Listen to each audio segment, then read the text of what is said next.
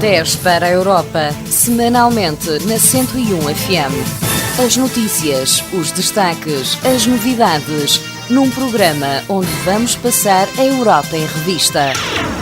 10 para a Europa, da responsabilidade de Centro Europe Direct Madeira. Às sextas às 11, com reposição aos domingos às 4 da tarde.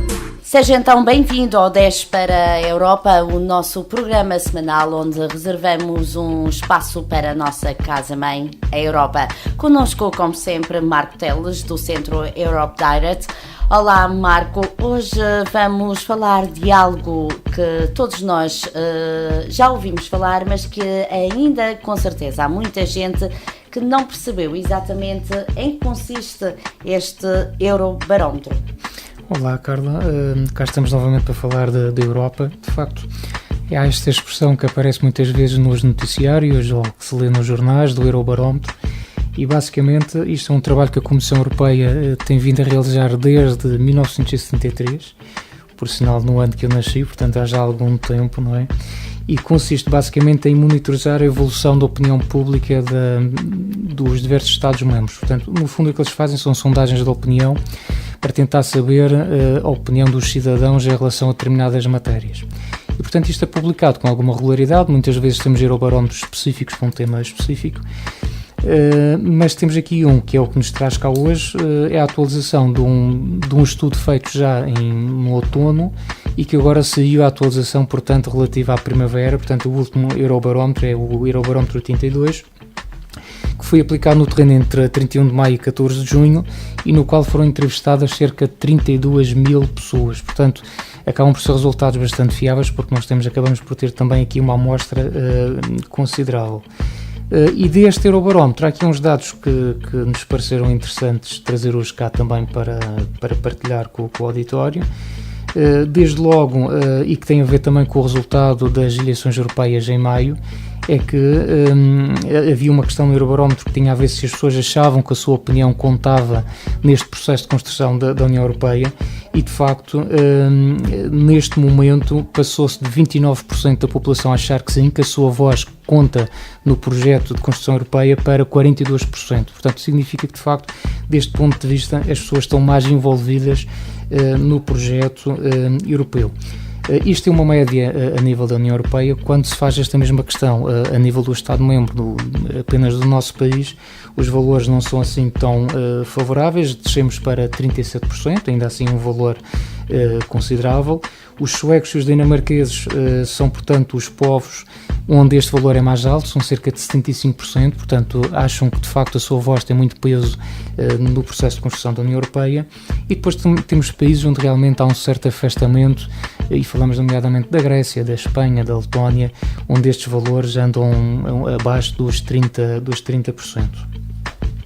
Por outro lado, há aqui outros indicadores bastante interessantes que se calhar podíamos também aqui abordar e que foram analisados neste Eurobarómetro. Um tem a ver com uma situação que nós falávamos curiosamente no último programa, com as questões da economia, e falávamos da situação complicada de um banco e que se veio a ver que esta semana de facto era ainda mais grave do que aquilo que nós falávamos exatamente há uma semana atrás.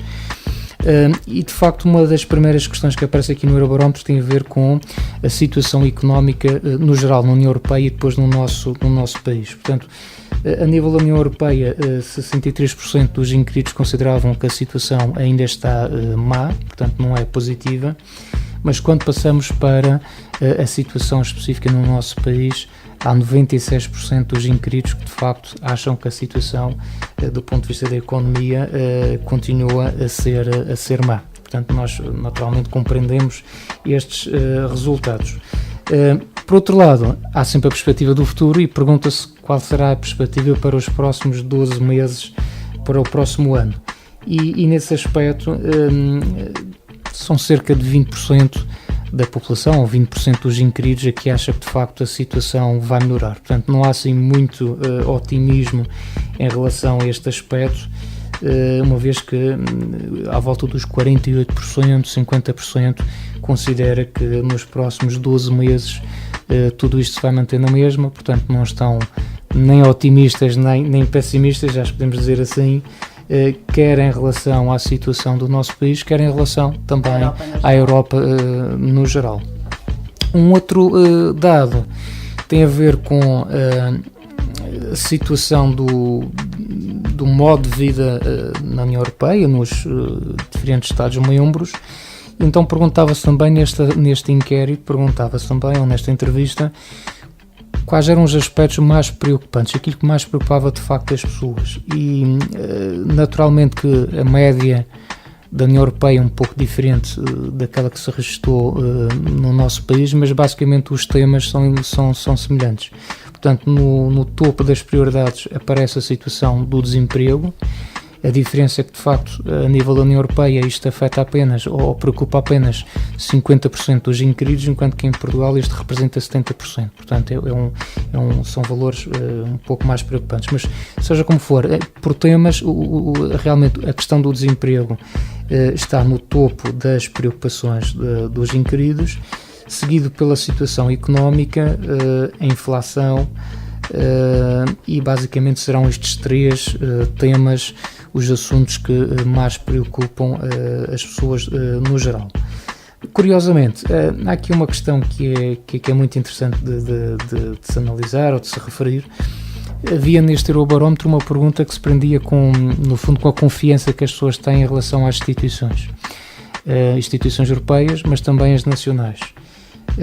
Quando confrontado com esta questão, há 28% dos portugueses afirmam que confiam plenamente nas instituições europeias, portanto quase 30%, o que é um valor ainda considerável, atendendo que a média europeia anda nos 31%, portanto andamos muito próximo da média europeia.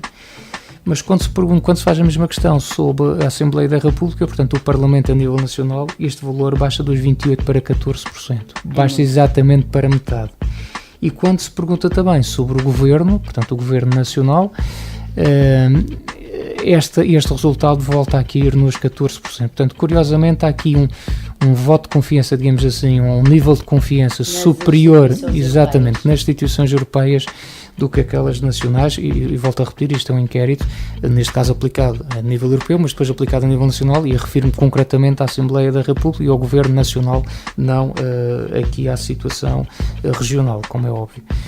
Por outro lado, quando se fala destas situações de crise e das questões económicas, coloca sempre a tal questão, é tentarmos saber se de facto se o pior já passou ou se o pior ainda está para vir, não é? Geralmente os analistas andam sempre em torno destas duas questões, os debates na televisão passam muitas das vezes por esta situação, e de facto quando se coloca esta questão no Eurobarómetro, parece que as pessoas de facto estão divididas. Portanto, 41% dos inquiridos achou que o pior de facto já passou, e 52% considera que o pior ainda está para vir. Portanto, claramente aqui estamos quase 50-50, há aqui uma divisão.